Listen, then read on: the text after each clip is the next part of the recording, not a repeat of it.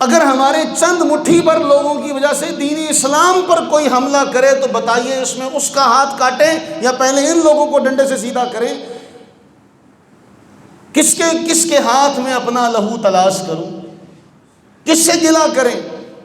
کس سے فریاد کریں کہ بھائی تمہارے اس کام سے تمہارے معاملے تو سیدھے ہو جائیں گے، لیکن دین پر جو حرف آیا اس کا ذمہ دار کون ہوگا؟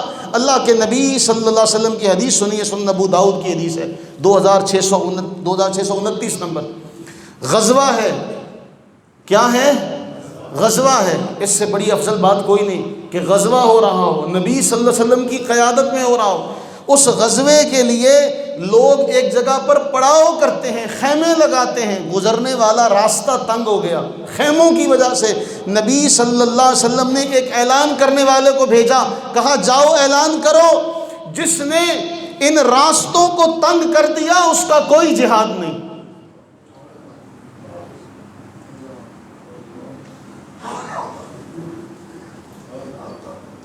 جس نے ان راستوں کو تنگ کر دیا، پڑاؤ کی جگہوں کو تنگ کر دیا، اس کا کوئی جہاد نہیں ہے۔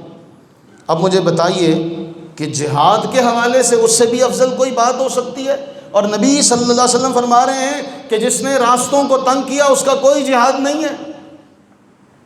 اب رسول اللہ صلی اللہ علیہ وسلم کی موجودگی میں بھی اگر کوئی راستوں کو بند کرے تو اللہ کے نبی علیہ السلام فرماتے ہیں کہ اس کا کوئی جہاد نہیں۔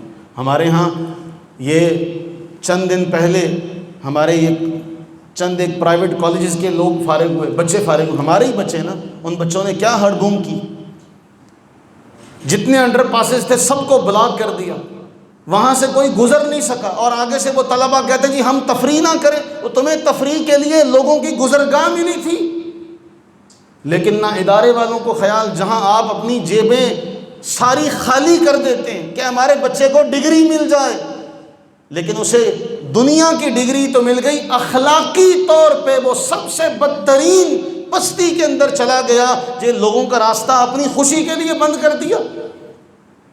اور اس میں سب کے سب آ گئے، اس میں سب کے سب آئے۔ آپ دیکھیے اللہ کے نبی علیہ الصلوۃ والتسلیم کی اگر اس حوالے سے حدیث سنائیں تو سنن ابو داؤد کی ایک حدیث ہے 5243 نمبر، اللہ کے نبی نے فرمایا ایک شخص کسی راستے سے جا رہا تھا اور اس راستے پر اس نے ایک کانٹے دار شاخ دیکھی، اس نے وہ کانٹے والی شاخ کو اٹھایا، اللہ کو اس کی ادا اتنی پسند آئی کہ اللہ نے اس کی بخشش فرما دی۔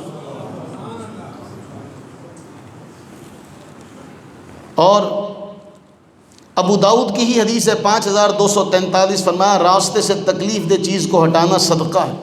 جو پہلی حدیث آپ کو سنائی وہ جامع ترمذی کی حدیث نمبر 1958 ہے۔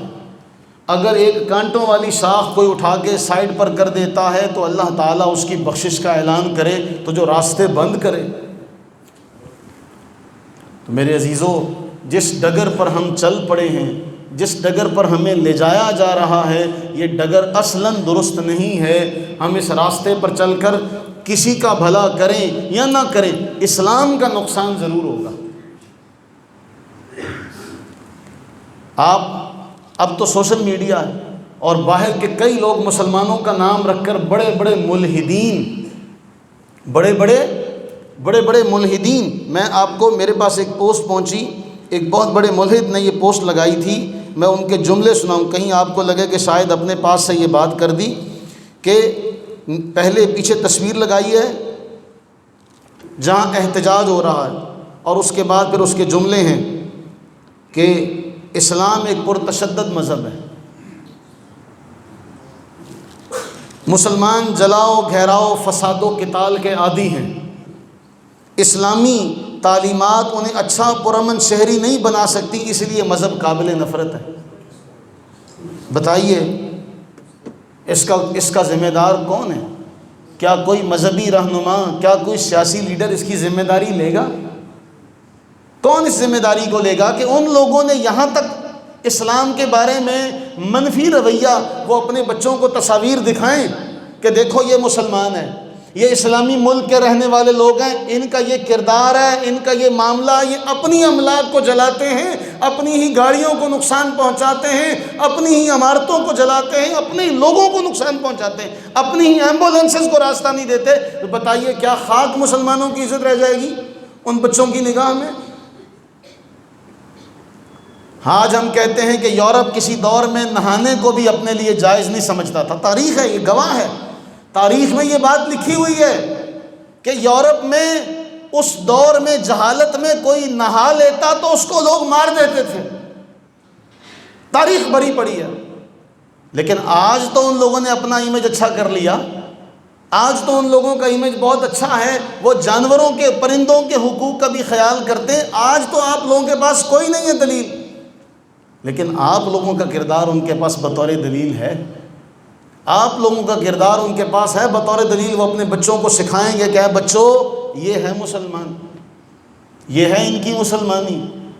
تو میرے عزیزو، ہم اس بات کو ذہن میں رکھیں کہ ہمارا کوئی بھی عمل، ہمارا کوئی بھی فعل، ہمارا کوئی بھی قول ہمارے لیے ہمارے دین کی ہزیمت کا یا دین کی، میں وہ الفاظ نہیں کہنا چاہتا، ہماری وجہ سے دین پر کوئی حرف نہ آئے۔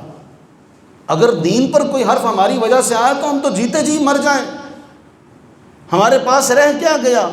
ہم کہتے ہیں صبح و شام رضیت باللہ ربا وبالاسلام دینا وبمحمد نبیا، میں اللہ کے رب ہونے پہ راضی، میں اسلام کے دین ہونے پہ راضی، میں نبی صلی اللہ علیہ وسلم کے رسول ہونے پہ راضی۔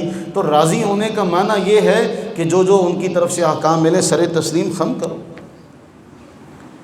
لہٰذا ایسے معاملات میں ہم یہ دیکھیں کہ کہیں ایسا تو نہیں ہے کہ ہم کوئی ایسا معاملہ کر رہے ہیں جو ہمارے لیے جائز نہیں۔ اور اس حوالے سے میں نے کئی بار آپ کو سنایا، ہمارے ہاں لوگوں کو روب دبدبے کے لیے ہتھیار اٹھا کر لوگ نکلتے ہیں۔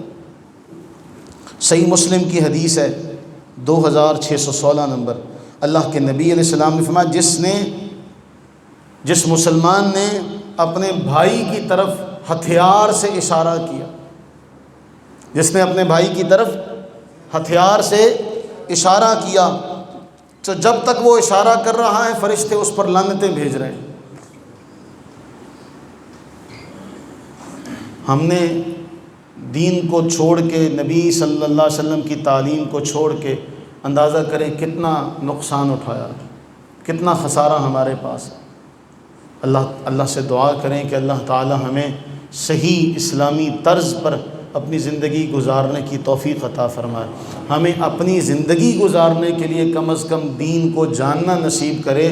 آپ اگر اس حوالے سے کوئی بھی معاملہ ہو، اس میں کوئی بات کہنے سے پہلے کم از کم اس حوالے سے دین کو جان لیں، اپنی رائے سے کوئی بات بھی اس میں نہ کریں، ہو سکتا ہے آپ کی رائے غلط ہو۔ آپ اس حوالے سے جب تک یقین کا آپ کے پاس خزانہ نہ ہو، آپ کوئی بات نہ کریں۔ اللہ سے یہ دعا کریں کہ اللہ تعالی ہم سب پر اپنی رحمتیں برکتیں نازل فرمائے، اور ہماری اس علاقے کی، اس ملک کی اللہ تعالی خیر فرمائے، امت مسلمہ کی خیر فرمائے۔ آمین ثم آمین، وما علینا الا البلاغ۔